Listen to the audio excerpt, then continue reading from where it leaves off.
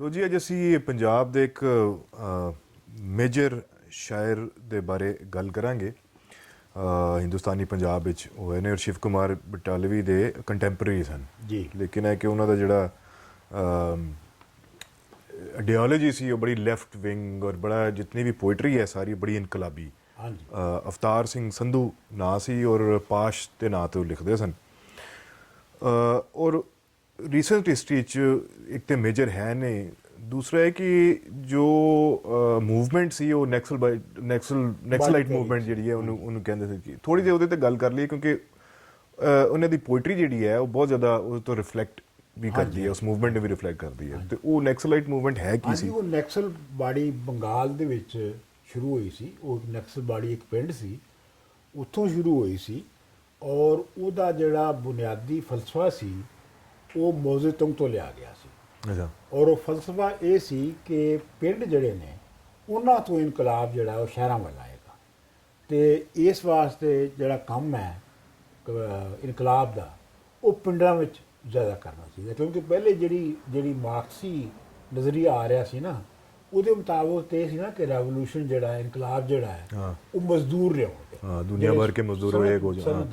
ਹਾਂਜੀ, ਸਨਅਤੀ ਮਜ਼ਦੂਰ ਲਿਆਉਣਗੇ। ਜੀ ਜੀ ਜੀ। ਤੇ ਮੌਜ਼ੇ ਤੁੰਗ ਨੇ ਉਹਨੂੰ ਉਲਟਾ ਕਿਹਾ ਕਿ ਨਹੀਂ, ਇਹ ਆਪਣਾ ਕਿਸਾਨ ਔਰ ਵਾਕ ਜਿਹੜੇ ਨੇ ਪਿੰਡਾਂ ਦੇ ਉਹ ਲਿਆਉਣਗੇ, ਉਨ ਪਿੰਡਾਂ ਤੋਂ ਸ਼ਹਿਰਾਂ ਨੂੰ ਅਸੀਂ ਕਰਾਂਗੇ, ਕਿਉਂਕਿ ਸ਼ਹਿਰ ਵਗੈਰਾ ਸਾਰੇ ਜਿਹੜੇ ਡਿਪੈਂਡੈਂਟਸ ਨੇ ਨਾ ਪਿੰਡਾਂ ਦੇ। ਹਾਂਜੀ ਹਾਂਜੀ ਹਾਂਜੀ। ਉੱਥੋਂ ਆ ਰਿਹਾ ਨਾ ਸਾਰਾ ਖੇਤਾਂ ਤੋਂ ਆ ਰਿਹਾ। ਤੇ ਇਹ ਜਿਹੜੀ ਆਪਣਾ ਬਾਸ਼ ਦੀ ਜਿਹੜੀ ਸਭ ਤੋਂ ਅਸੀਂ ਪਹਿਲੇ ਆਪਣਾ ਦੀ ਆਰਗੇਨਾਈਜੇਸ਼ਨ ਦੇ ਤਹਿਤ ਜਿਹੜੀ ਸਭ ਤੋਂ ਪਹਿਲੀ ਕਿਤਾਬ ਜੀ ਟ੍ਰਾਂਸਲੇਟ ਕਰਕੇ ਲਿਪੀ ਉਤਾਰਾ ਕਰਕੇ ਜਿਹੜੀ ਅਸੀਂ ਸ਼ਾਹਮੁਖੀ ਛਾਪੀ ਉਹ ਇਹਦੀ ਸਿਲੈਕਸ਼ਨ ਸੀਗੀ। ਪਾਸ਼ ਅਸੀਂ ਸਿਲੈਕਸ਼ਨ ਕੀਤੀ ਪਾਸ਼ ਦੀ ਤੇ ਉਹਦੀ ਨਜ਼ਮ ਇੱਕ ਹੈਗੀ ਆ ਨਕਾਰ, ਉਸ ਤੇ ਉਹਦਾ ਨਾਂ ਰੱਖਿਆ। ਇਹ ਜਿਹੜੀ ਟ੍ਰਾਂਸਲੇਸ਼ਨ ਸੀ ਉਹ ਮੈਂ, ਜਵੇਦ ਬੂਟਾ ਤੇ ਮਰਹੂਮ ਫਾਲਕਨ ਨੇ ਕੀਤੀ ਸੀ। ਅੱਛਾ ਅੱਛਾ। ਹਾਂਜੀ, ਅਸੀਂ ਤਿੰਨਾਂ ਨੇ ਕੀਤੀ ਸੀ। ਫਿਰ ਹੋਰ ਬਹੁਤ ਕਿਤਾਬਾਂ ਅਸੀਂ ਛਾਪੀਆਂ ਲੇਕਿਨ ਇਹ ਪਹਿਲੀ ਕਿਤਾਬ ਸੀ। ਅੱਛਾ। ਹੀ ਡਾਈਡ ਵੈਰੀ ਯੰਗ, ਮਤਲਬ ਬੜੀ ਜਵਾਨੀ 'ਚ ਮਰ ਗਿਆ। 88 'ਚ ਸ਼ਾਇਦ ਮਰ ਗਿਆ। 40 ਦਾ ਵੀ ਨਹੀਂ ਹੋਇਆ ਸੀ। ਲੇਕਿਨ ਉਹਦੇ ਤੱਕ ਜੋ ਕੰਮ ਕੀਤਾ ਹੈ ਉਹ ਇਨਕਾਰ ਤੋਂ ਹੀ ਜਿਹੜੀ ਨਜ਼ਮ ਹੈ ਉੱਥੋਂ ਹੀ ਸ਼ੁਰੂ ਕਰਨੇ ਆ। ਹਾਂਜੀ। ਕਿ ਮੇਰੇ ਤੋਂ ਆਸ ਨਾ ਕਰਿਓ ਕਿ ਮੈਂ ਖੇਤਾਂ ਦਾ ਪੁੱਤ ਹੋ ਕੇ ਤੁਹਾਡੇ ਚਗਲੇ ਹੋਏ ਸਵਾਦਾਂ ਦੀ ਗੱਲ ਕਰਾਂਗਾ, ਜਿਨ੍ਹਾਂ ਦੇ ਹੜ੍ਹ 'ਚ ਰੁੜ ਜਾਂਦੀ ਹੈ ਸਾਡੇ ਬੱਚਿਆਂ ਦੀ ਤੋਤਲੀ ਕਵਿਤਾ ਤੇ ਸਾਡੀਆਂ ਧੀਆਂ ਦਾ ਕੰਜਕ ਜਿਹਾ ਹਾਸਾ। ਮੈਂ ਤਾਂ ਜਦ ਵੀ ਕੀਤੀ ਖਾਦ ਦੇ ਘਾਟੇ, ਕਿਸੇ ਗਰੀਬੜੀ ਦੀ ਹਿੱਕ ਵਾਂਗੂ ਪਿਚਕ ਗਏ ਗੰਨਿਆਂ ਦੀ ਹੀ ਗੱਲ ਕਰਾਂਗਾ। ਮੈਂ ਦਲਾਨ ਦੇ ਖੋਂਜੇ 'ਚ ਪਈ ਸੋਹਣੀ ਦੀ ਫਸਲ ਤੇ ਦਲਾਨ ਦੇ ਬੂਹੇ 'ਤੇ ਖੜੇ ਸਿਆਲ ਦੀ ਹੀ ਗੱਲ ਕਰਾਂਗਾ। ਮੇਰੇ ਤੋਂ ਆਸ ਨਾ ਕਰਿਓ ਕਿ ਮੈਂ ਸਰਦੀ ਦੀ ਰੁੱਤ ਖਿੜਨ ਵਾਲੇ ਫੁੱਲਾਂ ਦੀਆਂ ਕਿਸਮਾਂ ਦੇ ਨਾਂ 'ਤੇ ਪਿੰਡ ਦੀਆਂ ਕੁੜੀਆਂ ਦੇ ਨਾਂ ਕੋ ਨਾਂ ਧਰਾਂਗਾ। ਮੈਂ ਬੈਂਕ ਦੇ ਸੈਕਟਰੀ ਦੀਆਂ ਖਚਰੀਆਂ ਮੁੱਛਾਂ, ਸਰਪੰਚ ਦੇ ਥਾਣੇ ਤੱਕ ਲੰਮੀ ਪੂਛ ਦੀ ਤੇ ਉਸ ਪੂਰੇ ਚਿੜੀਆ ਘਰ ਦੀ ਜੋ ਮੈਂ ਆਪਣੀ ਹਿੱਕ 'ਤੇ ਪਾਲ ਰੱਖਿਆ ਹੈ, ਜਾਂ ਉਸ ਅਜੀਬ ਘਰ ਦੀ ਜੋ ਮੈਂ ਆਪਣੀ ਹਿੱਕ ਅੰਦਰ ਸਾਂਭ ਰੱਖਿਆ ਹੈ, ਜਾਂ ਇੱਦਾਂ ਦੀ ਹੀ ਕੋਈ ਕਰੜ ਬਰੜੀ ਗੱਲ ਕਰਾਂਗਾ। ਮੇਰੇ ਲਈ ਦਿਲ ਤਾਂ ਬਸ ਇੱਕ ਪਾਨ ਦੇ ਪੱਤੇ ਵਰਗਾ ਲੋਥੜਾ ਹੈ। ਮੇਰੇ ਲਈ ਹੁਸਨ ਕੋਈ ਮਕਈ ਦੀ ਲੂਣ ਫਿੱਕੀ ਰੋਟੀ ਜਿਹੀ ਲਜ਼ਤ ਹੈ। ਮੇਰੇ ਲਈ ਜ਼ਿੰਦਗੀ ਘਰ ਦੀ ਸ਼ਰਾਬ ਵਾਂਗ ਲੁਕ ਲੁਕ ਪੀਣ ਦੀ ਕੋਈ ਸ਼ੈ ਹੈ। ਇਹਦੇ 'ਤੇ ਸੋ ਇਹ ਤੁਹਾਨੂੰ ਰਿਫਲੈਕਟ ਕਰ ਰਿਹਾ ਬੜੀ ਇਨਕਲਾਬੀ ਕਿਸਮ ਦਾ ਨਾ ਕਿ ਮੈਂ ਅਸੀਂ ਕਰਨੇ ਆ ਗੱਲ ਅੱਗੇ ਪੜ੍ਹ ਲਓ ਤੁਸੀਂ। ਠੀਕ ਹੈ। ਮੇਰੇ ਤੋਂ ਆਸ ਨਾ ਕਰਿਓ ਕਿ ਮੈਂ ਖਰਗੋਸ਼ ਵਾਂਗ ਰੋਈਆਂ ਦੀ ਕੂਲੀ ਮਹਿਕ ਨੂੰ ਪੋਲੇ ਜੇ ਸੁੰਗਾ। ਮੈਂ ਹਰ ਕਿਸੇ ਨੂੰ ਜੋਤਾ ਲੱਗੇ ਬਲਦਾਂ ਦੇ ਵਾਂਗ ਖੁਰਲੀ ਉੱਤੇ ਸਿੱਧਾ ਹੋ ਕੇ ਟਕਰਿਆ ਹਾਂ। ਮੈਂ ਜੱਟਾਂ ਦੇ ਸਾਧ ਹੋਣ ਤੋਂ ਉਰਾਂ ਦਾ ਸਫ਼ਰ ਹਾਂ। ਮੈਂ ਬੁੱਢੇ ਮੋਚੀ ਦੀ ਗੁੰਮੀ ਹੋਈ ਅੱਖਾਂ ਦੀ ਲੋਹ ਹਾਂ। ਮੈਂ ਟੁੰਡੇ ਹਵਲਦਾਰ ਦੇ ਭਿੱਜੇ ਹੱਥ ਦੀ ਯਾਦ ਹਾਂ ਕੇਵਲ। ਮੈਂ ਪਿੰਡੇ ਵਕਤ ਦੇ ਚੱਪਾ ਸਦੀ ਦਾ ਦਾਗ ਹਾਂ ਕੇਵਲ। ਵਾਹ ਵਾਹ। ਤੇ ਮੇਰੀ ਕਲਪਨਾ ਉਸ ਲੁਹਾਰ ਦੇ ਥਾਂ ਥਾਂ ਤੋਂ ਲੂਸੇ ਮਾਸ ਵਰਗੀ ਹੈ ਜੋ ਬੇਰਹਿਮ ਆਸਮਾਨ 'ਤੇ ਖਿੱਚਿਆ ਰਹੇ ਇੱਕ ਹਵਾ ਦੇ ਬੁੱਲੇ ਲਈ, ਜਿਹਦੇ ਹੱਥ ਵਿੱਚ ਚੌ ਦਾ ਫਾਲਾ ਹੈ, ਕਦੀ ਤਲਵਾਰ ਬਣ ਜਾਵੇ, ਕਦੀ ਬਸ ਪੱਠਿਆਂ ਦੀ ਪੰਡ ਰਹਿ ਜਾਵੇ। ਮੈਂ ਹੁਣ ਤੁਹਾਡੇ ਲਈ ਹਾਰਮੋਨੀਅਮ ਦਾ ਪੱਖਾ ਨਹੀਂ ਹੋ ਸਕਦਾ। ਮੈਂ ਭਾਂਡੇ ਮਾਂਜਦੀ ਕਿਸੇ ਝੀਰੀ ਦੀਆਂ ਉਂਗਲਾਂ 'ਚੋਂ ਸਿਮਦਾ ਰਾਗ ਹਾਂ ਕੇਵਲ। ਜੀ। ਵਾਹ ਵਾਹ ਵਾਹ। ਕਿਆ ਬਾਤ। ਬੜਾ ਥਾਟ ਹੈ ਮੇਰੇ ਕੋਲ। ਸਹਿਜ ਦੀ ਉਸ ਸਪਨ ਸੀਮਾ ਸਪਨ ਸੀਮਾ ਤੋਂ ਉਰੇ ਹਾਲਾਂ ਕਰਨ ਨੂੰ ਬਹੁਤ ਗੱਲਾਂ ਹਨ। ਅਜੇ ਮੈਂ ਦਰਦ ਦੀ ਛਾਈ ਕਿਸੇ ਸੀਰੀ ਦੇ ਕਾਲੇ ਸ਼ਾਹ ਬੁੱਲਾਂ ਜਿਹੀ ਰਾਤ ਦੀ ਹੀ ਗੱਲ ਕਰਾਂਗਾ। ਉਸ ਇਤਿਹਾਸ ਦੀ ਜੋ ਮੇਰੇ ਬਾਪ ਦੇ ਧੁੱਪ ਨਾਲ ਲੂਸੇ ਮੋਹਰਾਂ ਤੇ ਉਕਰਿਆ ਹੈ, ਜਾਂ ਆਪਣੀ ਮਾਂ ਦੇ ਪੈਰੀਂ ਪਾਈਆਂ ਵਿਆਹੀਆਂ ਦੇ ਭੂਗੋਲ ਦੀ ਹੀ ਗੱਲ ਕਰਾਂਗਾ। ਮੇਰੇ ਤੋਂ ਆਸ ਨਾ ਕਰਿਓ ਕਿ ਮੈਂ ਖੇਤਾਂ ਦਾ ਪੁੱਤ ਹੋ ਕੇ ਤੁਹਾਡੇ ਚਗਲੇ ਹੋਏ ਸਵਾਦਾਂ ਦੀ ਗੱਲ ਕਰਾਂਗਾ, ਜਿਨ੍ਹਾਂ ਦੇ ਹੜ੍ਹ 'ਚ ਰੁੜ ਜਾਂਦੀ ਹੈ ਸਾਡੇ ਬੱਚਿਆਂ ਦੀ ਤੋਤਲੀ ਕਵਿਤਾ ਤੇ ਸਾਡੀਆਂ ਧੀਆਂ ਦਾ ਕੰਜਕ ਜਿਹਾ ਹਾਸਾ। ਹਾਂਜੀ, ਵੈਰੀ ਰੀਅਲਿਸਟਿਕ ਐਂਡ ਵੈਰੀ ਕੀ ਕਹਿੰਦੇ ਜਿਹੜੇ ਹਾਰਡ ਔਨ ਫੈਕਟਸ, ਇੱਕਦਮ ਬਸ ਮੂੰਹ ਤੇ। ਇਹਦੇ 'ਚ ਤੁਸੀਂ ਵੇਖੋ ਕਿ ਇਹਦੇ 'ਚ ਜਿਹੜੀ ਮੈਂ ਇਹਦਾ ਮੈਂ ਪ੍ਰੀਫੇਸ ਵੀ ਲਿਖਿਆ ਸੀ ਇਨਕਾਰ ਦਾ, ਅੱਛਾ, ਤੇ ਮੈਂ ਇਹ ਕਿਹਾ ਸੀਗਾ ਕਿ ਇਹ ਵਾਦ ਸ਼ਾਇਰ ਹੈ ਪੰਜਾਬੀ ਦਾ ਆਫਟਰ ਏ ਲੌਂਗ ਟਾਈਮ। ਇਹ ਵੈਰੀ ਬਹੁਤ ਹੀ ਮਤਲਬ ਅਨੋਖਾ ਸ਼ਾਇਰ ਹੈ ਜਿਹੜਾ ਕਿ ਪਿੰਡ ਦੀਆਂ ਸਾਰੀਆਂ ਮੈਟਾਫਰ ਸਿਮਿਲੀ ਯਾਨੀ ਸੈਨਤਾਂ ਨੂੰ ਵਰਤਦਾ। ਉਹਦੀ ਸਾਰੀ ਸ਼ਾਇਰੀ ਉਹਨਾਂ ਦੇ ਉੱਤੇ ਹੈ ਔਰ ਉਹਦੀ ਵਜ੍ਹਾ ਜਿਹੜੀ ਮੈਂ ਪਹਿਲੇ ਦੱਸੀ ਹੈ। ਤੇ ਇਸ ਨਜ਼ਮ ਦੇ ਵਿੱਚ ਉਹ ਆਪਣੀ ਜਿਹੜੀ ਡੈਫੀਨੇਸ਼ਨ ਹੈ, ਆਪਣੀ ਤਾਰੀਫ ਕਰ ਰਿਹਾ ਕਿ ਮਤਲਬ ਮੈਂ ਕੀ ਹਾਂ। ਔਰ ਜਿਵੇਂ ਅਸੀਂ ਕਿਹਾ ਕਿ ਉਹ ਨਕਸਲਬਾੜੀ ਤਹਿਰੀਕ 'ਚੋਂ ਆਇਆ ਸੀ ਔਰ ਉਹਦੇ ਵਿੱਚ ਪਿੰਡਾਂ ਤੋਂ ਉੱਠਣਾ ਸੀ। ਅਸਲੀ ਪਿੰਡ ਦਾ ਕਹਿੰਦੇ ਮੈਂ ਖੇਤਾਂ ਦਾ ਪੁੱਤ ਹਾਂ। ਮੈਂ ਖੇਤਾਂ ਦਾ ਪੁੱਤ ਹਾਂ। ਉਹਨੇ ਇਹ ਨਹੀਂ ਕਿਹਾ ਮੈਂ ਮਜ਼ਦੂਰ ਹਾਂ, ਉਹਨੇ ਕਿਹਾ ਮੈਂ ਖੇਤਾਂ ਦਾ ਪੁੱਤ ਹਾਂ। ਤੇ ਤੁਸੀਂ ਜਿਹੜੇ ਹੈ ਉਹ ਮੇਰੇ ਕੋਲੋਂ ਇਹ ਉਮੀਦ ਨਾ ਕਰਿਓ ਕਿ ਜਿਹੜੇ ਤੁਹਾਡੇ ਚਗਲੇ ਹੋਏ ਯਾਨੀ ਬਾਰ-ਬਾਰ ਚੱਬੇ ਹੋਏ, ਕੀ ਕਹਿੰਦੇ ਨੇ ਉਹਨੂੰ, ਆਪਣਾ ਸਟੇਲ ਜਿਹੜੇ ਖਿਆਲ ਨੇ, ਉਹਨਾਂ ਨੂੰ ਮੈਂ ਨਹੀਂ, ਉਹਨਾਂ ਤੇ ਗੱਲ ਨਹੀਂ ਮੈਂ ਕਰਾਂਗਾ। ਤੇ ਜਿਨ੍ਹਾਂ ਦੇ ਹੜ੍ਹ 'ਚ ਰੁੜ ਜਾਂਦੀ ਹੈ ਸਾਡੇ ਬੱਚਿਆਂ ਦੀ, ਜਿਨੀ ਉਹ ਜਿਹੜੇ ਖਿਆਲਾਤ ਨੇ ਉਹਨਾਂ 'ਚ ਸਾਡੇ ਨਿਆਣਿਆਂ ਦੀ ਜਿਹੜੀ ਹਾਸਾ ਹੈ ਉਹ ਰੁੜ ਜਾਂਦਾ ਹੈ। ਸਾਡੀ ਕੁੜੀਆਂ ਦੀ ਜਿਹੜੀ ਮਾਸੂਮ ਹਾਸਾ ਹੈ, ਹਾਸੀ ਹੈ ਜਿਹੜੀ, ਉਹ ਵੀ ਦਬ ਜਾਂਦੀ ਹੈ। ਮੈਟਾਫੋਰਿਕਲੀ ਬਹੁਤ ਹੀ ਸਟਰੋਂਗ ਹੈ, ਬਹੁਤ ਸਟਰੋਂਗ ਹੈ। ਤੇ ਕਹਿੰਦਾ ਕਿ ਮੈਂ ਤਾਂ ਜਦ ਵੀ ਗੱਲ ਕੀਤੀ ਹੈ, ਖਾਦ ਦੇ ਘਾਟੇ ਦੀ ਗੱਲ ਕੀਤੀ, ਮਤਲਬ ਖਾਦ ਦੇ ਘਾਟੇ ਦੀ ਵਜ੍ਹਾ ਤੋਂ ਜਿਵੇਂ ਗੰਨੇ ਸੁੱਕ ਜਾਂਦੇ ਨੇ ਤੇ ਜਿਵੇਂ ਗਰੀਬਣੀ ਦੀ ਹਿੱਕ ਜੇ ਪਿਚਕ ਜਾਂਦੀ ਹੈ, ਮੈਂ ਤਾਂ ਉਹਨਾਂ ਦੀ ਗੱਲ ਕਰਾਂਗਾ। ਠੀਕ ਹੈ ਜੀ। ਮੈਂ ਦਲਾਨ ਦੇ ਖੂੰਜੇ ਵਿੱਚ ਪਈ ਹੋਈ ਫਸਲ ਤੇ ਦਲਾਨ ਦੇ ਬੂਹੇ ਤੇ ਖੜੇ ਸਿਆਲ ਦੀ ਹੀ ਗੱਲ ਕਰਾਂਗਾ। ਯਾਨੀ ਮਤਲਬ ਜਿਹੜੀ ਮੈਂ ਤਾਂ ਫਸਲਾਂ ਦੀ ਗੱਲ ਕਰਾਂਗਾ ਤੇ ਮੈਂ ਉਹਨਾਂ ਮੁਸ਼ਕਲਾਂ ਦੀ ਉੱਤੇ ਗੱਲ ਕਰਾਂਗਾ ਜਿਹੜੀਆਂ ਕਿ ਸਿਆਲ ਦੇ ਮੌਸਮ 'ਚ ਵਾਕਾਂ ਨੂੰ ਪੇਸ਼ ਹੁੰਦੀਆਂ। ਅੱਛਾ, ਇਹ ਚੂੰਕਿ ਇਹਦਾ ਕੰਟੈਂਪਰੇਰੀ ਸੀ ਨਾ ਸ਼ਿਵ ਦਾ, ਤੇ ਸ਼ਿਵ ਦੀ ਬੜੀ ਰੋਮਾਂਟਿਕ ਜਿਹੀ, ਅਸੀਂ ਵੀ ਪ੍ਰੋਗਰਾਮ ਵੀ ਕੀਤਾ ਹੋਇਆ ਤੇ ਵੈਸੇ ਬੜੀ ਰੋਮਾਂਟਿਕ ਜਿਹੀ ਉਹਦੇ 'ਚ ਹੈ ਸੀ। ਤੇ ਉਹ ਹੁਣ ਇਹ ਕਿਆ ਉਹਦੇ ਵੱਲ ਇਸ਼ਾਰਾ ਹੈ ਨਾਲ ਕਿ ਜੀ ਫੁੱਲਾਂ ਦੀਆਂ ਕਿਸਮਾਂ ਦੇ ਨਾਂ ਤੇ ਪਿੰਡ ਦੀਆਂ ਕੁੜੀਆਂ ਦੇ ਨਾਂ ਕੁਨਾ ਤਰਾਂਗਾ ਕਿ ਮੈਂ ਇਸ ਰੋਮਾਂਸ ਵਿੱਚ ਇਨਵੋਲਵ ਨਹੀਂ ਹੋਣਾ। ਮੇਰੇ ਲਈ ਇਹ ਜਿਹੜੇ ਆ ਨਾ ਬੜੀ ਭਗਤ ਸਿੰਘ ਟਾਈਪ ਦਾ ਉਹ ਹੈ ਵਿਚਾਰ ਹੈ। ਇਹ ਜਿਹੜਾ ਹੈ ਇਹ ਉਹਦੇ ਵੱਲ ਵੀ ਇਸ਼ਾਰਾ ਹੈਗਾ, ਸ਼ੇਖ ਕੁਮਾਰ ਬਰਾੜੀ ਵੱਲ ਵੀ। ਲੇਕਿਨ ਮੇਰਾ ਆਪਣਾ ਇਹ ਖਿਆਲ ਹੈ ਕਿ ਇਹਦੀ ਜਿਹੜੀ ਬਹੁਤ ਮੁੱਢਲੀ ਜਿਹੜੀ ਟੋਕ ਹੈ ਜਾਂ ਜਿਹੜੀ ਕ੍ਰਿਟਿਸਿਜ਼ਮ ਕਰ ਰਿਹਾ ਹੈ ਉਹ ਉਰਦੂ ਹਿੰਦੀ ਸ਼ਾਇਰੀ ਦਾ ਕਰ ਰਿਹਾ। ਅੱਛਾ, ਹਾਂ, ਠੀਕ ਹੈ। ਜਿਹਦੇ ਵਿੱਚ ਕਿ ਇੱਕ ਖਾਸ ਤਰ੍ਹਾਂ ਦੇ ਇਸ਼ਕ, ਖਾਸ ਤਰ੍ਹਾਂ ਦੇ ਹੁਸਨ ਨੂੰ ਬਾਰ-ਬਾਰ ਜਿਹਦਾ ਜ਼ਿਕਰ ਹੁੰਦਾ ਹੈ ਤੇ ਇਹ ਉਹਦੇ ਉੱਤੇ ਤਨਕੀਦ ਕਰ ਰਿਹਾ। ਔਰ ਜਿਹਦੇ ਵਿੱਚ ਮਸਲਨ ਵਹੀਂ ਰਿਹਾਨਾ ਰਹਿਤੀ ਥੀ, ਵਹਾਂ ਫਲਾਨੀ ਰਹਿਤੀ ਥੀ, ਇਹ ਕੁੜੀਆਂ ਦੇ ਨਾਂ ਕੁਨਾਤ ਜਿਹੜੇ ਨੇ ਇਹ ਲੈ ਕੇ ਤੇ ਸ਼ਾਇਰੀ ਕੀਤੀ ਜਾਂਦੀ ਹੈ। ਤੇ ਉਹ ਕਹਿੰਦਾ ਕਿ ਇਹ ਗੱਲ ਨਹੀਂ ਕਰਨੀ, ਮੈਂ ਤਾਂ ਗੱਲ ਕਰਨੀ ਹੈ ਜਿਹੜੀ ਗਰਾਊਂਡ ਤੇ ਹੋ ਰਹੀ ਹੈ ਕਿ ਬੈਂਕ ਦੇ ਸੈਕਟਰੀ ਦੀਆਂ ਖਚਰੀਆਂ ਮੁੱਛਾਂ, ਹਾਂ ਠੀਕ ਹੈ ਜੀ, ਤੇ ਸਰਪੰਚ ਦੇ ਥਾਣੇ ਤੱਕ ਲੰਮੀ ਪੂਛ ਦੀ, ਮਤਲਬ ਰੂਲਿੰਗ ਕਲਾਸ ਦਾ ਜਿਹੜਾ ਹਾਕਮ ਤਬਕੇ ਦਾ ਜਿਹੜਾ ਐਕਸਪਲੋਇਟ ਕਰ ਰਿਹਾ, ਮੈਂ ਉਸ ਢਾਂਚੇ ਦੀ ਗੱਲ ਕਰਾਂ। ਔਰ ਉਹਨੂੰ ਕਹਿੰਦਾ ਚਿੜੀਆ ਘਰ ਦੀ, ਹਾਂ, ਜਿਹੜੀ ਉਹ ਚਿੜੀਆ ਘਰ ਹੈ, ਬਿਲਕੁਲ। ਹਾਂ, ਅੱਛਾ। ਤੇ ਮੇਰੇ ਲਈ ਜ਼ਿੰਦਗੀ ਘਰ ਦੀ ਸ਼ਰਾਬ ਵਾਂਗ ਲੁਕ ਪੀਣ ਦੀ ਕੋਈ ਸ਼ੈ ਹੈ। ਹਾਂਜੀ, ਬਿਲਕੁਲ। ਬਹੁਤ ਖੂਬਸੂਰਤ ਲਾਈਨ ਹੈ ਕਿ ਜਿਹੜੀ ਜ਼ਿੰਦਗੀ ਹੈ ਇਹ ਤੇ ਕੋਈ ਐਸੀ ਚੀਜ਼ ਨਹੀਂ ਹੈਗੀ ਕਿ ਜਿਹਨੂੰ ਤੁਸੀਂ ਰੂਟੀਨ ਦੀਆਂ ਗੱਲਾਂ ਵਿੱਚ ਦਿਨ ਬ ਦਿਨ ਰੋਜ਼ ਬਰੋਜ਼ ਜਾਂ ਕੰਮਾਂ ਵਿੱਚ ਗਵਾ ਦਿਓ। ਇਹ ਤੇ ਇੱਕ ਐਸੀ ਅਨੋਖੀ ਚੀਜ਼ ਹੈ ਕਿ ਇਹਨੂੰ ਲਿਵ ਕਰਨਾ ਚਾਹੀਦਾ ਹੈ, ਮੂਮੈਂਟ ਟੂ ਮੂਮੈਂਟ ਲਿਵ ਕਰਨਾ ਚਾਹੀਦਾ, ਜਿਵੇਂ ਕਿ ਘਰ ਦੀ ਕੱਢੀ ਹੋਈ ਸ਼ਰਾਬ ਹੁੰਦੀ ਹੈ। ਠੀਕ।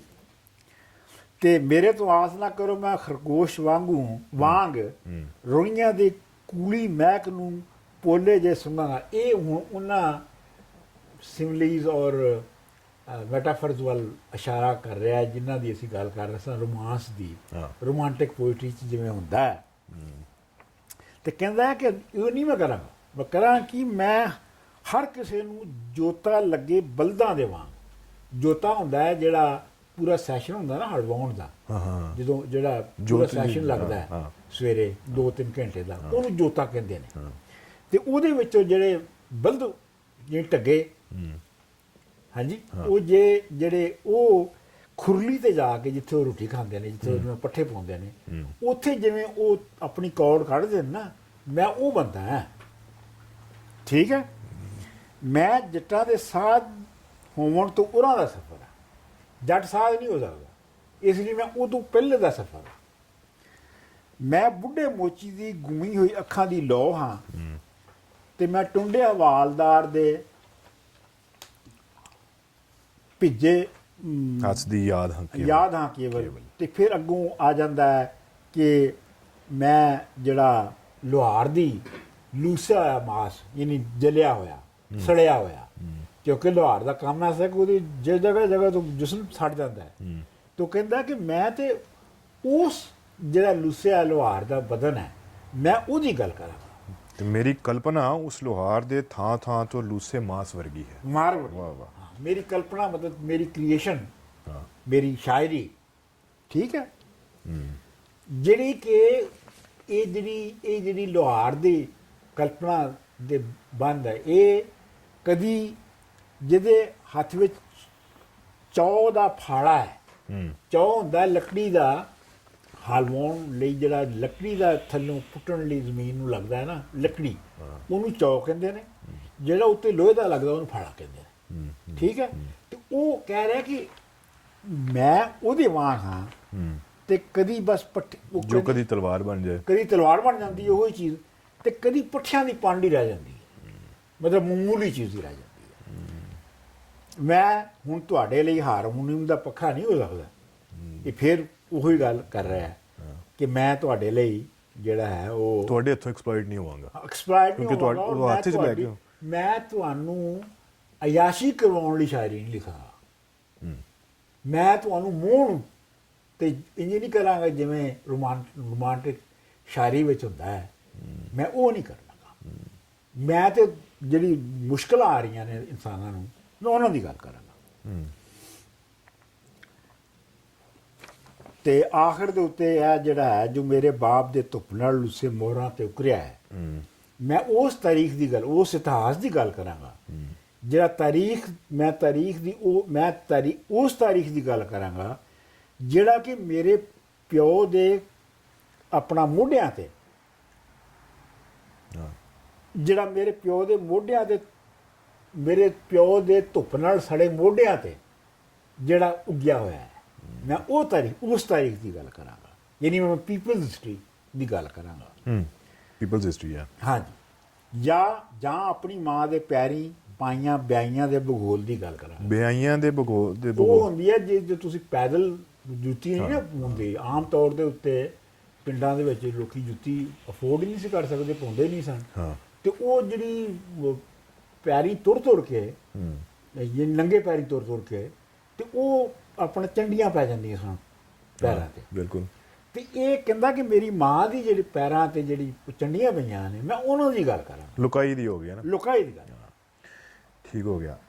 ਅੱਛਾ, ਹੁਣ ਅੱਗੇ ਜਾਣ ਤੋਂ ਪਹਿਲਾਂ ਇਹ ਫਿਰ ਕਤਲ ਹੋ ਗਿਆ ਜੀ। ਹਾਂਜੀ। ਔਰ ਉਹ ਕਤਲ ਇਸ ਲਈ ਆਪਣੇ ਨਜ਼ਰੀਏ ਦੀ ਬੁਨਿਆਦ ਤੇ ਹੋਇਆ ਜਾਂ ਚੂੰਕਿ ਜਿਹੜਾ ਸਿੱਖਾਂ ਦੇ ਖਿਲਾਫ ਜਿਹੜਾ ਕੰਮ ਸ਼ੁਰੂ ਹੋਇਆ ਸੀ ਦਿੱਲੀ ਤੋਂ, ਔਰ ਪ੍ਰਾਈਮ ਮਿਨਿਸਟਰ ਨੇ ਜਿਹੜਾ ਉਹ ਐਮਰਜੈਂਸੀ ਲਾਤੀ ਔਰ ਉਹ ਸਾਰਾ ਕੁਝ ਹੋਇਆ, ਕਿਆ ਉਹਦੇ ਰਿਜ਼ਲਟ ਵਿੱਚ ਹੋਇਆ? ਮਤਲਬ ਹੀ ਲੈਫਟ ਲੀਨਿੰਗ ਤਾਂ ਬਹੁਤ ਸੀ, ਲੇਕਿਨ ਖਾਲਿਸਤਾਨੀ ਨੇ ਇਹਨਾਂ ਨੂੰ ਆ ਕੇ ਕਤਲ ਕੀਤਾ, ਮਾਰਤਾ ਸੀ। ਸੋ ਉਹ ਕੀ ਰੀਜ਼ਨ ਬਣੀ ਹੈ? ਨਹੀਂ, ਉਹਦੀ ਵਜ੍ਹਾ ਇਹ ਹੈ ਕਿ ਤੁਸੀਂ ਪਹਿਲੇ ਖਾਲਿਸਤਾਨੀਆਂ ਨੂੰ ਸਮਝੋ। ਖਾਲਿਸਤਾਨੀ ਜਿਹੜੇ ਨੇ ਉਹ ਆਪਣੇ ਜ਼ਮਾਨੇ ਦੇ ਤਾਲਿਬਾਨ ਸਨ, ਜਿਵੇਂ ਤਾਲਿਬਾਨ ਨੇ, ਠੀਕ ਹੈ। ਔਰ ਉਹ ਇੰਨੇ ਜ਼ਾਲਮ ਸਨ ਕਿ ਕਿਸੇ ਨੇ ਉਹਨਾਂ ਨੇ ਮਨਾ ਕੀਤਾ ਸੀਗਾ ਕਿ ਆਪਣਾ ਕੋਈ ਮੁੰਡੇ ਦੇ ਜੰਮਣ ਤੇ ਜਾਂ ਇਸ ਤਰ੍ਹਾਂ ਦੀ ਤਕਰੀਬ ਨਾ ਕਰੇ। ਤੇ ਉਹ ਕਿਸੇ ਬੰਦੇ ਦੇ ਘਰ ਬਹੁਤ ਉਮਰ ਚ ਬਾਅਦ ਇੱਕ ਨਿਆਣਾ ਜੰਮਿਆ, ਮੁੰਡਾ ਜੰਮਿਆ, ਤੇ ਉਹਨੇ ਤਕਰੀਬ ਕੀਤੀ ਤੇ ਇਹ ਖਾਲਿਸਤਾਨੀ ਆਏ ਔਰ ਇਹਨਾਂ ਨੇ ਚੁੱਕ ਕੇ ਉਸ ਮੁੰਡੇ ਨੂੰ ਆਪਣਾ ਉੱਥੇ ਜਿਹੜਾ ਕੜਾਹ ਸੀਗਾ ਜਿਸ 'ਚ ਤਲੇ ਜਾ ਰਹੇ ਸੀ ਉਹਨੂੰ ਪਕੌੜੇ ਸ਼ਕੌੜੇ, ਉਹਦੇ ਵਿੱਚ ਸੁੱਟ ਦਿੱਤਾ। ਮਤਲਬ ਇੰਨੇ ਜ਼ਾਲਮ ਸਨ। ਸੋ ਇਹ ਜਿਹੜਾ ਬੰਦਾ ਹੈ, ਇਹ ਜ਼ਾਹਰ ਗੱਲ ਹੈ ਕਿ ਇਹ ਉਹਨਾਂ ਨੂੰ ਬਹੁਤ ਚੁਭਦਾ ਸੀ। ਬੁਨਿਆਦੀ ਗੱਲ ਤੇ ਇਹ ਹੈਗੀ ਹੈ। ਦੇਖੋ ਜੀ, ਗੱਲ ਇਹ ਹੈਗੀ ਹੈ ਕਿ ਲੋਕੀ ਇਹ ਸ਼ਾਇਦ ਮੰਨਦੇ ਨਹੀਂ ਹੈ, ਲੇਕਿਨ ਇਹ ਹੈ ਕਿ ਤਾਰੀਖ ਦੇ ਵਿੱਚ ਜਿਹੜੇ ਬਹੁਤੇ ਮਾਰ ਔਰ ਬਹੁਤੀ ਕਤਲ ਨੇ ਉਹ ਨਜ਼ਰੀਆਤੀ ਵਜ੍ਹਾ ਤੋਂ ਹੁੰਦੀ ਹੈ। ਤੇ ਉਹ ਬੁਨਿਆਦੀ ਨਜ਼ਰੀਆਤੀ ਪਾੜ ਜਿਹੜਾ ਸੀ ਖਾਲਿਸਤਾਨੀਆਂ ਨਾਲ, ਰਿਲੀਜੀਅਸ ਫੰਡਾਮੈਂਟਲਿਜ਼ਮ ਦੀ ਵੇਨ ਹੁੰਦੀ, ਮਤਲਬ ਨਜ਼ਰੀਆ ਤੇ ਕੋਈ ਹਾਂ ਖੈਰ ਬਸ ਹਾਂ ਨਜ਼ਰੀਆ ਵੀ ਹੋਇਆ ਕਿਉਂਕਿ ਸਟਾਲਿਨ ਨੇ ਵੀ ਤੇ ਫਿਰ ਬੜਾ ਹਾਂਜੀ ਠੀਕ ਹੈ। ਅੱਛਾ, ਅਗਲੀ ਨਜ਼ਮ ਹੈ ਜੀ ਸਭ ਤੋਂ ਖਤਰਨਾਕ, ਉਹ ਵੀ ਬਹੁਤ ਮਸ਼ਹੂਰ ਸਭ ਤੋਂ ਜ਼ਿਆਦਾ ਮਸ਼ਹੂਰ ਉਹਦੀ ਨਜ਼ਮ ਜਿਹੜੀ ਹੈ ਉਹ ਇਹ ਹੈਗੀ ਹੈ। ਕਰਤ ਦੀ ਲੁੱਟ ਸਭ ਤੋਂ ਖਤਰਨਾਕ ਨਹੀਂ ਹੁੰਦੀ, ਪੁਲਿਸ ਦੀ ਕੁੱਟ ਸਭ ਤੋਂ ਖਤਰਨਾਕ ਨਹੀਂ ਹੁੰਦੀ, ਗਦਾਰੀ ਲੋਭ ਦੀ ਮੁੱਠ ਸਭ ਤੋਂ ਖਤਰਨਾਕ ਨਹੀਂ ਹੁੰਦੀ, ਬੈਠੇ ਸੁਤੀਆਂ ਫਟੇ ਜਾਣਾ ਬੁਰਾ ਤਾਂ ਹੈ, ਡਰੂ ਜਈ ਚੁੱਪ ਵਿੱਚ ਮੜੇ ਰਹਿਣਾ ਬੁਰਾ ਤਾਂ ਹੈ, ਸਭ ਤੋਂ ਖਤਰਨਾਕ ਨਹੀਂ ਹੁੰਦਾ। ਹਾਂਜੀ। ਕਪੱਟ ਦੇ ਸ਼ੋਰ ਵਿੱਚ ਸਹੀ ਹੁੰਦਿਆਂ ਵੀ ਦਬ ਜਾਣਾ ਬੁਰਾ ਤਾਂ ਹੈ, ਕਿਸੇ ਜੁਗਨੂ ਦੀ ਲੋਹ ਵਿੱਚ ਪੜਨ ਲੱਗ ਜਾਣਾ ਬੁਰਾ ਤਾਂ ਹੈ, ਕਚੀਚੀ ਵੱਟ ਕੇ ਬਸ ਵਕਤ ਕੱਢ ਜਾਣਾ ਬੁਰਾ ਤਾਂ ਹੈ, ਸਭ ਤੋਂ ਖਤਰਨਾਕ ਨਹੀਂ ਹੁੰਦਾ। ਹੁਣ ਉਹ ਅੱਗੇ ਦੱਸ ਰਹੇ ਜੀ ਖਤਰਨਾਕ ਕੀ ਹੈ। ਸਭ ਤੋਂ ਖਤਰਨਾਕ ਹੁੰਦਾ ਹੈ ਮੁਰਦਾ ਸ਼ਾਂਤੀ ਨਾਲ ਭਰ ਜਾਣਾ। ਵਾਹ ਵਾਹ। ਨਾ ਹੋਣਾ ਤੜਪਦਾ ਸਭ ਸਹਿਣ ਕਰ ਜਾਣਾ, ਘਰਾਂ ਤੋਂ ਨਿਕਲਣਾ ਕੰਮ ਤੇ ਕੰਮ ਤੋਂ ਘਰ ਜਾਣਾ, ਸਭ ਤੋਂ ਖਤਰਨਾਕ ਹੁੰਦਾ ਹੈ ਸਾਡੇ ਸੁਪਨਿਆਂ ਦਾ ਮਰ ਜਾਣਾ। ਇਹ ਦੀ ਪੰਚ ਲਾਈਨ। ਜੇ ਆਪਣਾ ਅੰਦਰ ਹੀ ਤੁਹਾਡਾ ਮਰ ਗਿਆ ਹੈ, ਜੇ ਤੁਸੀਂ ਸਿਰਫ ਹੱਲ 'ਚ ਉਹ ਬੈਲ ਬਣ ਗਏ ਹੋ, ਬਸ ਉਹੀ ਜੋ ਰੋਜ਼ ਦੇ ਦਿਹਾੜ ਤੁਹਾਡਾ ਉਹ ਕਰ ਰਹੇ ਹੋ, ਤੁਹਾਡਾ ਆਪਣਾ ਸੁਪਨਾ ਕੋਈ ਨਹੀਂ ਹੈ ਤੇ ਯੂ ਆਰ ਡੈਡ। ਰਾਈਟ, ਬਿਲਕੁਲ ਇਹੋ ਗੱਲ ਹੈ। ਮਤਲਬ ਇਹ ਜੀ ਇੱਕ ਤਰ੍ਹਾਂ ਤੁਸੀਂ ਦੇਖੋ ਨਾ ਕਿ ਅਸਲ ਵਿੱਚ ਨਜ਼ਮ ਇੱਥੇ ਇੱਕ ਤਰ੍ਹਾਂ ਨਾਲ ਕਨਕਲੂਡ ਵੀ ਉਹ ਕਰਤੀ ਹੁੰਦੇ ਆ ਕਰ ਸਕਦਾ ਸੀਗਾ, ਲੇਕਿਨ ਉਹਨੇ ਉਹਨੂੰ ਅੱਗੇ ਹੋਰ ਫੈਲਾਇਆ ਹੈ। ਮੇਰੇ ਖਿਆਲ 'ਚ ਨਜ਼ਮ ਉੱਥੇ ਬਹੁਤ ਮੁੱਕ ਜਾਂਦੀ ਸੀ, ਲੇਕਿਨ ਖੈਰ ਉਹਨੇ ਉਹਨੂੰ ਅੱਗੇ ਫੈਲਾਇਆ। ਸਭ ਤੋਂ ਖਤਰਨਾਕ ਉਹ ਘੜੀ ਹੁੰਦੀ ਹੈ ਤੁਹਾਡੇ ਗੁੱਟ ਤੇ ਚੱਲਦੀ ਹੋਈ ਵੀ ਜੋ ਤੁਹਾਡੀ ਨਜ਼ਰ ਦੇ ਲਈ ਖੜੀ ਹੁੰਦੀ। ਸਭ ਤੋਂ ਖਤਰਨਾਕ ਉਹ ਅੱਖ ਹੁੰਦੀ ਹੈ ਜਿਸ ਦੀ ਨਜ਼ਰ ਦੁਨੀਆ ਨੂੰ ਮੁਹੱਬਤ ਨਾਲ ਚੁੰਮਣਾ ਭੁਲਾ ਜਾਂਦੀ ਹੈ, ਜੋ ਚੀਜ਼ਾਂ ਚੋਂ ਉੱਠਦੀ ਅੰਨੇਪਨ ਦੀ ਭਾਫ ਉੱਤੇ ਡੁੱਲ ਜਾਂਦੀ ਹੈ, ਜੋ ਨਿਤ ਦਿਸਦੇ ਦੀ ਸਧਾਰਨਤਾ ਨੂੰ ਪੀਂਦੀ ਹੈ, ਇੱਕ ਮਤਕੱਜਨ ਦੁਹਰਾ ਦੇ ਗੱਦੀ ਗੇੜ ਵਿੱਚ ਹੀ ਰਲ ਜਾਂਦੀ ਹੈ। ਸਭ ਤੋਂ ਖਤਰਨਾਕ ਉਹ ਚੰਨ ਹੁੰਦਾ ਹੈ ਜੋ ਹਰ ਕਤਲ ਕਾਂਡ ਦੇ ਬਾਅਦ, ਇਹ ਵੀ ਬੜੀ ਸੋਹਣੀ ਲਾਈਨ ਹੈ, ਸਭ ਤੋਂ ਖਤਰਨਾਕ ਉਹ ਚੰਨ ਹੁੰਦਾ ਹੈ ਜੋ ਹਰ ਕਤਲ ਕਾਂਡ ਦੇ ਬਾਅਦ ਸੁੰਨ ਹੋਏ ਵਿਹੜਿਆਂ ਵਿੱਚ ਵੜਦਾ ਹੈ, ਪਰ ਤੁਹਾਡੀਆਂ ਅੱਖਾਂ ਨੂੰ ਮਿਰਚਾਂ ਵਾਂਗ ਨਹੀਂ ਲੜਦਾ। ਮਤਲਬ ਕੋਈ ਵੀ ਜਿਹੜਾ ਜ਼ੁਲਮ ਹੋ ਗਿਆ ਤੁਹਾਨੂੰ ਪ੍ਰਵੋਕ ਕਰਨਾ ਚਾਹੀਦਾ ਹੈ ਕਿ ਤੁਸੀਂ ਉਹਦੇ ਅਗੇਂਸਟ ਖਲੋ, ਅਗਰ ਨਹੀਂ ਖਲੋ ਰਹੇ ਹੋ ਤੇ ਫਿਰ ਤੁਸੀਂ ਮੁਰਦਾ ਸ਼ਾਂਤੀ ਨਾਲ ਬਣੇ। ਸਭ ਤੋਂ ਖਤਰਨਾਕ ਉਹ ਗੀਤ ਹੁੰਦਾ ਹੈ ਤੁਹਾਡੇ ਕੰਨਾਂ ਤੱਕ ਪਹੁੰਚਣ ਲਈ ਜਿਹੜਾ ਕਿਰਨਾਂ ਉਲਾਂਘਦਾ ਹੈ, ਡਰੇ ਹੋਏ ਲੋਕਾਂ ਦੇ ਬਾਹਰ ਮੋਹਰੇ ਜੋ ਹਵੇਲੀ ਦੀ ਖੰਘਦਾ ਹੈ। ਸਭ ਤੋਂ ਖਤਰਨਾਕ ਉਹ ਦਿਸ਼ਾ ਹੁੰਦੀ ਹੈ ਜਿਸ ਦੇ ਵਿੱਚ ਆਤਮਾ ਦਾ ਸੂਰਜ ਡੁੱਬ ਜਾਵੇ ਤੇ ਉਸ ਦੀ ਮਰੀ ਹੋਈ ਧੁੱਪ ਦੀ ਕੋਈ ਛਿਲਤਰ ਤੁਹਾਡੇ ਜਿਸਮ ਦੇ ਪੂਰਬ 'ਚ ਖੁੱਭ ਜਾਵੇ।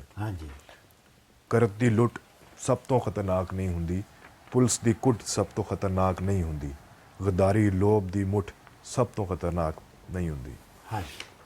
ਦੇਖੋ ਜੀ, ਇਹ ਬਹੁਤ ਜ਼ਬਰਦਸਤ ਨਜ਼ਮ ਹੈ ਔਰ ਇਹ ਵਾਕਈ ਬੜੀ ਤਾਰੀਖੀ ਨਜ਼ਮ ਹੈ ਜਿਹੜੀ ਉਹਨੇ ਲਿਖੀ। ਔਰ ਉਹ ਪਹਿਲੇ ਤੇ ਇਹ ਦੱਸਦਾ ਕਿ ਕੀ ਇਹ ਚੀਜ਼ਾਂ ਜਿਹੜੀਆਂ ਨੇ ਜੇ ਕਿਹੜੀ ਚੀਜ਼ਾਂ ਖਤਰਨਾਕ ਹੋ ਸਕਦੀਆਂ ਨੇ, ਜਿਨ੍ਹਾਂ ਤੋਂ ਲੋਕ ਡਰਦੇ ਨੇ, ਜਿਨ੍ਹਾਂ ਨੂੰ ਲੋਕ ਖਤਰਨਾਕ ਸਮਝਦੇ ਨੇ ਕਿ ਵੀ ਇਹ ਕੰਮ ਸਮਝਦੇ ਕਿ ਇਹ ਕੰਮ ਨਾ ਕਰੀਏ ਤਾਂ ਕਿ ਉਹਨਾਂ ਵਿੱਚੋਂ ਪੁਲਿਸ ਦੀ ਕੁੱਟ ਹੈ, ਉਹਨਾਂ ਵਿੱਚੋਂ ਗੱਦਾਰੀ ਹੈ ਜਿਹੜੀ ਤੁਸੀਂ ਕਰਦੇ ਹੋ ਕਿਸੇ ਨਾਲ, ਤੇ ਲੋਭ ਦੀ ਮੁੱਠ ਯਾਨੀ ਲਾਲਚ ਦੀ ਵਿੱਚ ਜਿਹੜਾ ਤੁਸੀਂ ਕੰਮ ਕਰਦੇ ਹੋ, ਇਹ ਖਤਰਨਾਕ ਇੰਨੀਆਂ ਨਹੀਂ ਹੈਗੀਆਂ ਚੀਜ਼ਾਂ। ਇਹ ਵੀ ਖਤਰਨਾਕ ਨਹੀਂ ਹੈਗਾ ਕਿ ਤੁਸੀਂ ਸੁੱਤਿਆਂ ਫਟੇ ਜਾਣਾ, ਯਾਨੀ ਤੁਸੀਂ ਸੁੱਤਿਆਂ ਹੀ ਫਟੇ ਜਾ ਰਹੇ ਹੋ, ਕੁਛ ਕਰ ਨਹੀਂ ਰਹੇ। ਬੁਰਾ ਹੈ ਲੇਕਿਨ ਡਰੂ ਜਿਹੀ ਚੁੱਪ ਵਿੱਚ ਮੜੇ ਰਹਿਣਾ, ਯਾਨੀ ਬਿਲਕੁਲ ਯਾਨੀ ਡਰੇ ਹੋਏ ਚੁੱਪ ਦੇ ਵਿੱਚ ਗੁੰਮ ਹੋ ਜਾਣਾ, ਬਨ ਉਹ 'ਚ ਬੱਝੇ ਰਹਿਣਾ, ਇਹ ਵੀ ਉਹਨਾਂ ਖਤਰਨਾਕ ਨਹੀਂ ਹੈ। ਮਤਲਬ ਫਿਰ ਕਪਟ ਦੇ ਸ਼ੋਰ ਵਿੱਚ, ਯਾਨੀ ਜਿਹੜੀ ਡਿਸੀਵਿੰਗ ਹੈ, ਜਿਹੜੀ ਧੋਖਾ ਹੈ, ਉਹਦੇ ਰੌਲੇ ਵਿੱਚ ਜਿਹੜਾ ਹੈ ਉਹ ਸਹੀ ਹੁੰਦਿਆਂ ਵੀ ਦਬ ਜਾਣਾ। ਤੁਸੀਂ ਠੀਕ ਵੀ ਹੋ ਲੇਕਿਨ ਤੁਹਾਡੇ ਆਲੇ ਦੁਆਲੇ ਜਿਹੜਾ ਝੂਠ ਦਾ ਸ਼ੋਰ ਹੋ ਰਿਹਾ ਹੈ, ਉਹਦੀ ਤੁਹਾਡੀ ਆਵਾਜ਼ ਦਬ ਜਾਂਦੀ ਹੈ, ਤੇ ਉਹ ਵੀ ਬੁਰਾ ਹੈ, ਪਰ ਸਭ ਤੋਂ ਬੁਰਾ ਨਹੀਂ ਹੈ। ਤੇ ਜਿਵੇਂ ਜੁਗਨੂ ਦੀ ਲੋਕ ਵਿੱਚ ਪੜ੍ਹਨਾ ਬੁਰਾ ਤਾਂ ਹੈ, ਪਰ ਖਤਰਨਾਕ ਨਹੀਂ ਹੈ। ਕਚੀਚੀ ਵਕਤ ਕੱਢ ਜਾਣਾ, ਮਤਲਬ ਕਚੀਚੀ ਜਿਹੜੀ ਕੱਢਨੇ ਆ ਅਸੀਂ, ਉਹ ਵਕਤ ਲੰਘਾ ਜਾਣਾ, ਉਹ ਵੀ ਬੁਰਾ ਤਾਂ ਹੈ, ਪਰ ਸਭ ਤੋਂ ਖਤਰਨਾਕ ਨਹੀਂ ਹੈ। ਹੁਣ ਅੱਗੇ ਉਹ ਕਹਿੰਦਾ ਖਤਰਨਾਕ ਕੀ ਹੁੰਦਾ ਕਿ ਤੁਸੀਂ ਮੁਰਦਾ ਸ਼ਾਂਤੀ ਨਾਲ ਭਰ ਜਾਓ, ਔਰ ਜੋ ਹੈ ਜਿਵੇਂ ਹੈ ਬਸ ਜੋ ਉਸਨੇ ਚੱਲਦਾ ਹੈ, ਜੋ ਤੁਹਾਡੇ 'ਚ ਕੋਈ ਤੜਪ ਨਾ ਰਹੇ, ਔਰ ਘਰੋਂ ਨਿਕਲੋ ਕੰਮ ਤੇ, ਘਰੋਂ ਕੰਮ ਤੋਂ ਘਰ ਆ ਜਾਓ, ਤੇ ਤੁਹਾਡੇ ਸਾਰੇ ਸੁਪਨੇ ਜਿਹੜੇ ਨੇ ਆਪਣੇ ਮੁਸਤਕਬਲ ਦੇ ਬਾਰੇ 'ਚ ਜਾਂ ਇਨਸਾਨ ਦੇ ਮੁਸਤਕਬਲ ਦੇ ਬਾਰੇ 'ਚ ਉਹ ਮਰ ਜਾਣ। ਇਹ ਸਭ ਤੋਂ ਖਤਰਨਾਕ ਹੈ। ਠੀਕ ਹੈ ਜੀ। ਇਸ ਤੋਂ ਅੱਗੇ ਫਿਰ ਉਹ ਕਹਿੰਦਾ ਹੈ ਕਿ ਜੀ ਖਤਰਨਾਕ ਹੋਰ ਕਿਹੜੀਆਂ ਕੀ ਖਤਰਨਾਕ ਚੀਜ਼ਾਂ ਨੇ। ਇੱਕ ਤਾਂ ਸੁਪਨਿਆਂ ਦਾ ਮਰ ਜਾਣਾ, ਫਿਰ ਉਹ ਸੁਪਨਿਆਂ ਦੇ ਮਰ ਜਾਣ ਦੀਆਂ ਜਿਹੜੀਆਂ ਅਲਾਮਤਾਂ ਨੇ, ਉਹਦੇ ਜਿਹੜੇ ਸਿੰਪਟਮਸ ਨੇ, ਉਹ ਦੱਸ ਰਿਹਾ। ਹਾਂ ਠੀਕ ਹੈ, ਬਿਲਕੁਲ ਠੀਕ ਹੈ ਜੀ। ਉਹਦੇ 'ਚ ਮਿਸਾਲ ਦੇ ਤੌਰ ਤੇ ਕਿ ਤੁਹਾਡੇ ਗੁੱਟ ਤੇ ਘੜੀ ਬੱਧੀ ਹੈ, ਪਰ ਤੁਹਾਨੂੰ ਵਕਤ ਲੰਘਣ ਦਾ ਨਹੀਂ ਪਤਾ ਲੱਗ ਰਿਹਾ। ਠੀਕ ਹੈ। ਆਪਣਾ ਸਭ ਤੋਂ ਖਤਰਨਾਕ ਇਹ ਹੈ ਕਿ ਤੁਹਾਡੀ ਅੱਖ ਜਿਹੜੀ ਹੈ ਉਹ ਦੁਨੀਆ ਨੂੰ ਮੁਹੱਬਤ ਨਾਲ ਚੁੰਮਣਾ ਭੁੱਲ ਜਾਵੇ, ਜੋ ਚੀਜ਼ਾਂ ਚੋਂ ਉੱਠਦੀ ਅੰਨੇਪਨ ਦੀ ਭਾਵ ਉੱਤੇ ਡੁੱਲ ਜਾਂਦੀ ਹੈ। ਹਾਂ। ਵਾਹ ਵਾਹ। ਹੈ ਨਾ, ਕੀ ਬਾਤ ਹੈ। ਜੋ ਨਿਤ ਦਿਸਦੇ ਦੀ ਸਿਧਾਂਤਾਂ ਹਾਂ, ਇਹਦਾ ਇਸ ਜਿਹੜਾ ਹਿੱਸਾ ਇਹਦਾ ਮਤਲਬ ਇਹ ਹੈ ਕਿ ਜਿਹੜਾ ਚੀਜ਼ ਬਾਰ-ਬਾਰ ਦੁਹਰਾਈ ਜਾ ਰਹੀ ਹੈ, ਰਿਪੀਟ ਹੋ ਰਹੀ ਹੈ, ਆਪਣਾ ਤੱਤ ਖੋ ਚੁੱਕੀ ਹੈ, ਉਹਦੇ ਗੱਦੀ ਗੇੜ ਵਿੱਚ ਫਸ ਜਾਣਾ। ਗੱਦੀ ਗੇੜ ਕੀ ਹੋਇਆ ਜੀ? ਉਹ ਚੱਕਰ ਵਿੱਚ, ਅੱਛਾ, ਚੱਕਰ 'ਚ, ਸਾਈਕਲ 'ਚ ਫਸ ਜਾਣਾ। ਠੀਕ ਹੈ। ਬੁਰਾ, ਉਹ ਖਤਰਨਾਕ ਹੈ। ਠੀਕ ਹੈ ਜੀ। ਸਭ ਤੋਂ ਖਤਰਨਾਕ ਉਹ ਚੰਨ ਹੁੰਦਾ ਹੈ, ਉਹ ਜਿਹੜਾ ਕਿ ਕਤਲ ਦੀ ਵਾਰਦਾਤ ਤੋਂ ਬਾਅਦ ਵਿਹੜਿਆਂ ਚੜ੍ਹਦਾ ਹੈ, ਕਿਸੇ ਇਨਸਾਨ ਦਾ ਕਤਲ ਹੋ ਜਾਂਦਾ ਹੈ, ਤੇ ਉਹ ਤੁਹਾਡੀਆਂ ਮਿਰਚਾਂ ਨੂੰ, ਤੁਹਾਨੂੰ ਉਹ ਮਿਰਚਾਂ ਵਾਂਗ ਤੁਹਾਡੀਆਂ ਅੱਖਾਂ ਨੂੰ ਚੁਭਦਾ ਵੀ ਨਹੀਂ। ਇਹਦਾ ਮਤਲਬ ਹੈ ਕਿ ਤੁਸੀਂ ਮਰ ਗਏ। ਤੇ ਸਭ ਤੋਂ ਖਤਰਨਾਕ ਉਹ ਗੀਤ ਹੁੰਦਾ ਹੈ, ਉਹਦਾ ਗੀਤ ਸਭ ਤੋਂ ਜ਼ਿਆਦਾ ਖਤਰਨਾਕ ਹੈ, ਜਿਹੜਾ ਕਿ ਕਈ ਸਦੀਆਂ ਨੂੰ ਟੱਪ ਕੇ ਤੇ ਆਪਣਾ ਜਿਹੜਾ ਕਿਰਨਾ ਉਲਾਂਘਦਾ ਡਰੇ ਹੋਏ ਲੋਕਾਂ ਦੇ ਬਾਹਰ ਮੋਹਰੇ, ਯਾਨੀ ਲੋਕਾਂ ਦੇ ਸਾਹਮਣੇ ਜੋ ਹਵੇਲੀ ਦੀ ਖੰਘਦਾ ਹੈ। ਠੀਕ ਹੈ। ਸਭ ਤੋਂ ਖਤਰਨਾਕ ਉਹ ਦਿਸ਼ਾ ਹੁੰਦੀ ਹੈ, ਯਾਨੀ ਉਹ ਡਾਇਰੈਕਸ਼ਨ ਹੁੰਦੀ ਹੈ, ਉਹ ਸਮਤ ਹੁੰਦੀ ਹੈ, ਜਿਹਦੇ ਵਿੱਚ ਆਤਮਾ ਦਾ ਸੂਰਜ ਡੁੱਬ ਜਾਵੇ ਤੇ ਉਸ ਦੀ ਮਰੀ ਹੋਈ ਧੁੱਪ ਦੀ ਕੋਈ ਛਿਲਤਰ, ਕਿਆ ਬਾਤ, ਬਹੁਤ ਅੱਛੀ, ਕਿਆ ਬਾਤ, ਤੇ ਉਸ ਦੀ ਮਰੀ ਹੋਈ ਧੁੱਪ ਦੀ ਕੋਈ ਛਿਲਤਰ ਤੁਹਾਡੇ ਜਿਸਮ ਦੇ ਪੂਰਬ ਵਿੱਚ ਖੁੱਭ ਜਾਵੇ। ਕਿਆ ਬਾਤ, ਛਿਲਤਰ ਹੁੰਦੀ ਹੈ ਨਾ, ਤੁਹਾਨੂੰ ਪਤਾ ਨਾ। ਹਾਂ ਜੀ। ਤੇ ਅੱਗੇ ਉਹ ਫਿਰ ਦੁਬਾਰਾ ਹਾਂ। ਹੁਣ ਅਗਲੀ ਤੀਸਰੀ ਨਜ਼ਮ ਜਿਹੜੀ ਅਸੀਂ ਸਿਲੈਕਟ ਕੀਤੀ ਹੈ, ਇਹ ਵੀ ਉਤਨੀ ਹੀ जानदार, उतनी इनकलाबी, उतनी प्रवोक वो है। लेकिन ये क्या ये लोक गीत है साढ़े हाँ, या एक ते ਉਹਦੀ ਸ਼ਿਵ ਦੀ ਹੀ ਇੱਕ ਨਜ਼ਮ ਹੈ ਨਾ, ਚਿੜੀਆਂ, ਸਾਡਾ ਚਿੜੀਆਂ ਦਾ ਚੰਬਾ ਵੇ, ਉਹਦੇ ਤੋਂ ਨਹੀਂ ਐਕਚੁਅਲੀ ਸ਼ਿਵ ਨੇ ਵੀ ਇੱਕ ਨਜ਼ਮ ਲਿਖੀ ਹੈ, ਜਿਹੜੀ ਇਹ ਨਜ਼ਮ ਹੈ ਨਾ, ਹਾਂ, ਇਹ ਇੱਕ ਲੋਕ ਗੀਤ ਹੈ। ਲੋਕ ਗੀਤ ਹੈ ਨਾ, ਲੋਕ ਗੀਤ ਹੈਗਾ ਸਾਡਾ ਚਿੜੀਆਂ ਦਾ ਚੰਬਾ ਵੇ, ਬਾਬਲ ਸਾਂ ਉੱਡ ਜਾਣਾ, ਜੀ, ਸਾਡੀ ਲੰਮੀ ਉਡਾਰੀ ਵੇ, ਜੋ ਅਸਾਂ ਸਾਡੇ ਮੋੜ ਨਹੀਂ ਆਉਣਾ। ਜੋ ਸਾਡੇ ਵਿਆਹ ਵਗੈਰਾ ਤੇ ਉੱਥੇ ਗਾਇਆ ਵਜਾਇਆ ਵੀ ਜਾਂਦਾ ਹੈ, ਗਾਇਆ ਬੜਾ- ਵਜਾਇਆ। ਬੜਾ ਉਸ ਨੂੰ ਉਹਦੇ ਤੇ ਨਾਲ ਇਹਦੇ ਰੋਮਾਂਸ ਵਿੱਚ- ਅਟੈਚਡ ਹੈ। ਇਹਦੇ ਵਿੱਚ ਇਹ ਕਹਿ ਰਿਹਾ ਕਿ ਤੁਸੀਂ ਜਿਹੜਾ ਇਹਨੂੰ ਰੋਮਾਂਟਿਸਾਈਜ਼ ਕਰਦੇ ਹੋ, ਹਾਂ ਇਹਨੂੰ ਰੋਮਾਨਵੀ ਇਮੇਜ ਬਣਾ ਕੇ ਪੇਸ਼ ਕਰਦੇ ਹੋ, ਹਾਂ ਇਹ ਬਿਲਕੁਲ ਝੂਠ ਹੈ। ਅਸਲ ਗੱਲ ਹੈ ਕਿ ਚਿੜੀਆਂ ਦਾ ਚੰਬਾ ਕਿਤੇ ਵੀ ਨਹੀਂ ਜਾਂਦਾ। ਅੱਛਾ ਇਹ ਵੀ ਬੜੀ ਕਰੂਡ ਹੈ ਬਹੁਤ, ਐਂਡ ਤੇ ਜਾ ਕੇ ਨਾ ਆਖਰੀ ਚ ਵੀ ਪੂਰੀ ਵੈਸੇ ਬਹੁਤ ਕਰੂਡ ਹੈ, but very realistic very realistic as well. ਹਾਂ ਲੇਕਿਨ ਉਹ ਜਿਹੜਾ ਰੋਮਾਂਸ ਹੈ ਨਾ ਉਹਨੇ ਕੱਢ ਕੇ ਉਹਨੇ ਪੁੱਠਾ ਕਰਤਾ ਇਹਨੂੰ। ਪੁੱਠਾ ਕਰਦਾ। ਇਹੋ ਉਹਦਾ ਕਮਾਲ ਹੈ, ਉਹਨੇ ਹਰ ਚੀਜ਼ ਨੂੰ ਪੁੱਠਾ ਕੀਤਾ ਹੈ। ਹਰ ਇਮੇਜ ਨੂੰ ਉਹਨੇ ਪਲਟਿਆ ਹੈ ਆਪਣੀ ਪੂਰੀ ਸ਼ਾਇਰੀ 'ਚ। ਅੱਛਾ ਬਾਈ ਦਾ ਵੇ ਇਹ ਸ਼ਿਵ ਨੇ ਵੀ ਇੱਥੇ ਇੱਕ ਨਜ਼ਮ ਲਿਖੀ ਹੈ। ਇਹ ਮੈਂ ਕਹਿ ਰਿਹਾ ਹਾਂ ਨਹੀਂ ਉਹਨੇ ਵੀ ਤਕਰੀਬਨ ਇਹੋ ਇਸੇ ਥੀਮ ਤੇ ਲਿਖੀ ਹੈ। ਅੱਛਾ ਆਪਣਾ ਚੀਰੇ ਵਾਲਿਆ ਦਿਲਾਂ ਦਿਆ ਕਾਲਿਆ, ਹਾਂ ਹੈ ਨਾ, ਤੁਹਾਨੂੰ ਯਾਦ ਹੈ? ਬਿਲਕੁਲ। ਚੀਰੇ ਵਾਲਿਆ ਦਿਲਾਂ ਦਿਆ ਕਾਲਿਆ, ਅਸੀਂ ਜੰਗਲੀ ਹਿਰਨ ਦੀਆਂ ਅੱਖੀਆਂ ਤੇ ਜੰਗਲਾਂ 'ਚ ਪਤਾ ਨਹੀਂ ਸੁੱਕ ਵੀ ਗਈਆਂ, ਚੀਰੇ ਵਾਲਿਆ।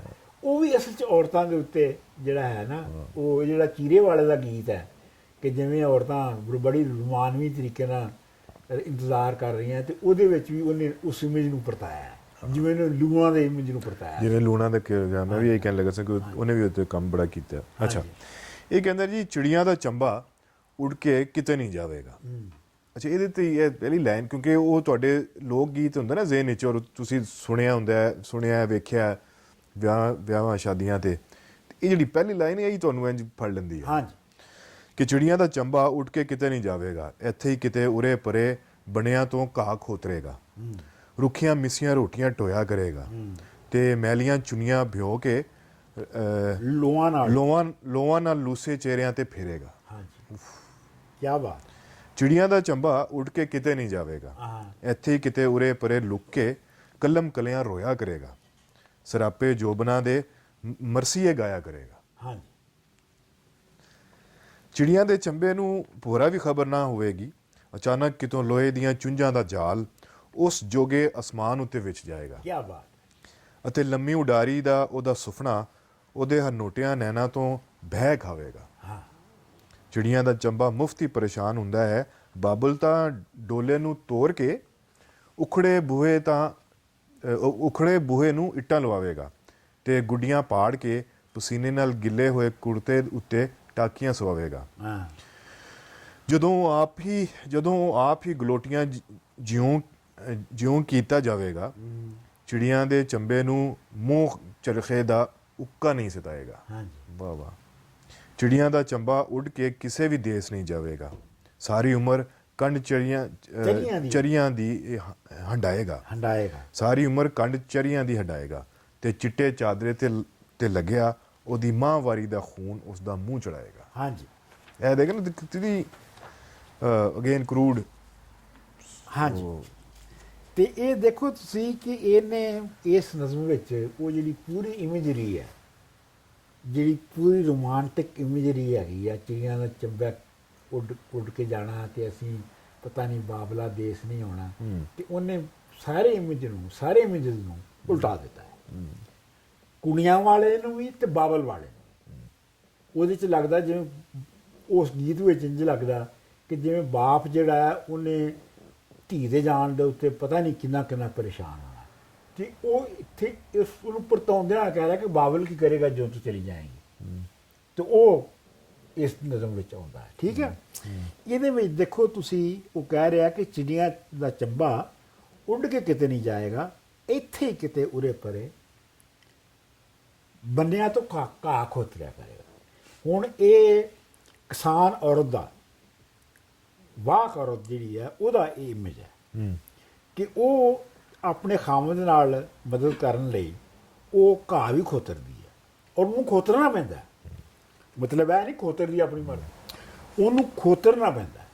ਫਿਰ ਉਹਨੂੰ ਰੁੱਖੀਆਂ ਮਿੱਸੀਆਂ ਰੋਟੀਆਂ ਢੋਇਆ ਕਰੇਗਾ, ਤੇ ਕਿਉਂਕਿ ਗਰੀਬ ਹੈ ਇਸ ਵਾਸਤੇ ਰੁੱਖੀਆਂ ਤੇ ਮਿੱਸੀਆਂ ਰੋਟੀਆਂ ਜਿਹੜੀਆਂ ਨੇ ਰੋਜ਼ ਆਪਣੇ ਖਾਮਦ ਲਈ ਖੇਤਾਂ 'ਤੇ ਲੈ ਕੇ ਜਾਇਆ ਕਰੇਗੀ, ਤੇ ਮੈਲੀਆਂ ਚੁੰਨੀਆਂ ਭਿਉਂ ਕੇ, ਚੁੰਨੀਆਂ ਜਿਹੜੀਆਂ ਨੇ ਉੱਤੇ ਲਈਆਂ ਉਹ ਵੀ ਮੈਲੀਆਂ ਨੇ, ਉਹਨਾਂ ਨੂੰ ਭਿਉਂ ਕੇ ਤੇ ਲੋਆਂ ਨਾਲ ਲੂਸੇ, ਜਿਹੜੀ ਹੀਟ ਦੀ ਵੇਵ ਹੁੰਦੀ ਹੈ ਨਾ, ਉਹਦੇ ਨਾਲ ਜਿਹੜੇ ਜਿਸਮ ਜਿਹੜਾ ਸੜ ਜਾਂਦਾ ਹੈ, ਉਹਨਾਂ ਨੂੰ ਠੰਡਿਆ ਕਰਿਆ।